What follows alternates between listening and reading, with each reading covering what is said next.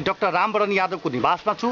काठमाडौँको आलिशान शीतल निवास छोडेर सफीको यो 3 वाला खपरेल घरमा आराम गर्न आउनुभएको छ। यो सानो घरमा राष्ट्रपतिजी कति आराम पाइरहनु भएको छ, आराम र समसामयिक विषयमा उहाँसँगै कुराकानी गरौँ। राष्ट्रपतिज्यू, राष्ट्रपतिज्यू एक दिन सफीमा बिताउनु भयो, आरामको कस्तो अनुभव रह्यो? यहाँ त आफ्नो घर छ, पुर्खौली घर, र त्यसमा तपाईँको के भन्छ, मैले अब 15 वर्ष म गाउँमा बसेँ। त्यसपछि चाहिँ कि पढ्न गएँ, पछि चाहिँ कि 10 वर्ष चाहिँ कि यही ठाउँमा डाक्टरी गरेँ र 25 वर्ष यहाँ राजनीति गरेँ। त्यसले गर्दा फेरि आफ्नै गाउँमा आफ्नो परिवार, आफ्नो समाजसँग बसेर तपाईँको यहाँ गाछ वृक्ष र खेतीको बिचमा बसिरहेको छु। त्यसले बडा रमाइलो लागिरहेको छ। ठुला व्यक्तिहरू कयौँचोटि स्वीकार गरेका छन्, विचलित वा समस्या पर्दा गाउँमै जाँदा सहज निकास भेटाएको। त्यस्तो तपाईँको कुनै अनुभव छ? त्यस्तो कुरा केही छैन।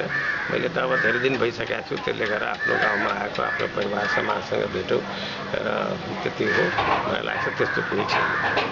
2 वर्ष पूर्व पनि राष्ट्रपतिज्यू तपाईँ यस्तै आराम गर्न सफी आउनुभएको थियो। 2 वर्ष पूर्व आराम गर्न सफी आएको र यसपालिको आगमनलाई तुलना गर्दा तपाईँ आफै कसरी गर्नुहुन्छ? मलाई भन्नुहुन्छ आरामभन्दा तपाईँको के भन्छ भेटघाटको लागि म आएको छु। किन अब धेरै दिन भइजान्छ भनेर एकचोटि परिवार र समाज र के भन्छ आफ्नो गाउँलेहरू र छरछिमेकहरूसँग भेटौँ भनेर त्यसको लागि म आएको छु।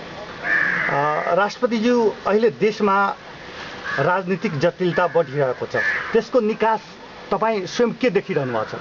अब जटिलताहरू राष्ट्रमा भयो, तर यत्रो ठुलो परिवर्तनलाई संस्थागत गर्नु छ भनेर अहिलेको बाटो मलाई लाग्छ जटिलतालाई चिर्दै अगाडि हामी जनताको बिचमा सबै चाहिँ कि पोलिटिकल पार्टी जाओस् र त्यहाँबाट चाहिँ कि नयाँ अभिमत लिएर आएर देश निर्माणमा हामी सबै लागौँ भनेर त्यो चाहना अनुसार मलाई लाग्छ कि जटिलताको बाटोलाई हामी सहज रूपमा अगाडि बढाइरहेका छौँ।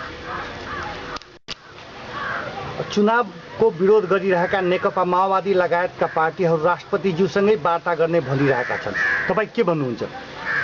अब वार्ता त मैले पहिले पनि गर्दै आएको छु। अहिलेको जुन बाटो छ त्यसमा सरकारले चाहिँ कि वार्ता गरिरहेछ, पोलिटिकल पार्टीले, मेजर फोर्सेसहरूले चाहिँ कि गरिरहेछ र मैले पनि अनौपचारिक रूपमा मेरो सम्पर्क छ, वार्ता भइरहेछ। जरुरत परेको बेलामा त निश्चय नै चाहिँ कि मैले पनि चाहिँ कि गर्नुपर्छ। तर यो चुनावी सरकार हो, सरकारले र पोलिटिकल पार्टीले नै गरेर उहाँहरूलाई र अन्तुवात्वा गरेर हामी सबैले मिलेर उहाँहरूलाई साथ लिन्छौँ भनेर त्यो मलाई विश्वास छ। राष्ट्रपतिज्यू, पूर्व प्रधानमन्त्री बाबुराम भट्टराईले तपाईँले 4 पटकसम्म सत्ता पलटको प्रयास गरेको बताए, त्यसबारे केही बताइदिनुहोस् न। अब तपाईँहरू पत्रकार हुनुहुन्छ, बुद्धिजीवी हुनुहुन्छ, यो राष्ट्रको तपाईँको के भन्छ कम्तीमा तपाईँको यो 10-20 वर्षदेखिको घटना परिघटना सारा तपाईँहरूले आफै निहालिरहनु भएको छ। मलाई तपाईँहरूले के भन्छ फेरि खास गरेर तपाईँ चाहे जनकपुरवासीले मलाई मेरो गाउँदेखि लिएर यहाँ राष्ट्राध्यक्षसम्मको मेरो बाटो तपाईँहरूले देख्नु भएको छ। म त्यस्तोमा विश्वास गर्दिनँ र मैले त यो टिप्पणी लायक कुरा छैन भनेर मलाई लागिरहेको छ। यसमा म केही टिप्पणी गर्न चाहन्छु। यस्तो पनि हुनसक्छ सेनाले तपाईँलाई सहयोग गरेको नहुन पनि सक्छ।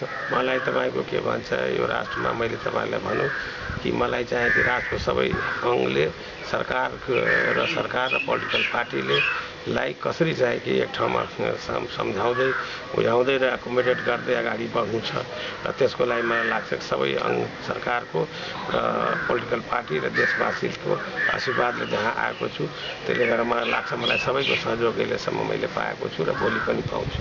अन्तमा राष्ट्रपतिज्यू, तपाईँ 12 गते काठमाडौँ जाँदै हुनुहुन्छ, तपाईँको प्राथमिकता के होला? हाम्रो प्राथमिकता त यति छ कि मैले पोलिटिकल पार्टीहरूलाई के भन्छ मैले भनिरहेको छु र सरकारलाई पनि, किन जुन बाटोमा गएको छु अलि चाँडै तपाईँको के भन्छ सहमतिहरू गरेर कति कुराहरू पूर्व तयारी जुन चुनावको बारेमा छ त्यो पूर्व तयारी सरकारले गरेर र सरकारले र पोलिटिकल मेजर फोर्सेसले अरू पार्टीलाई साथ लिएर र चुनावको डेट एउटा तपाईँको के भन्छ अब अलि चाँडै आओस्, जसले कि चुनावी माहौल बनेर देश चाहिँ कि त्यतातिर जाओस् भनेर त्यही मेरो चाहना छ।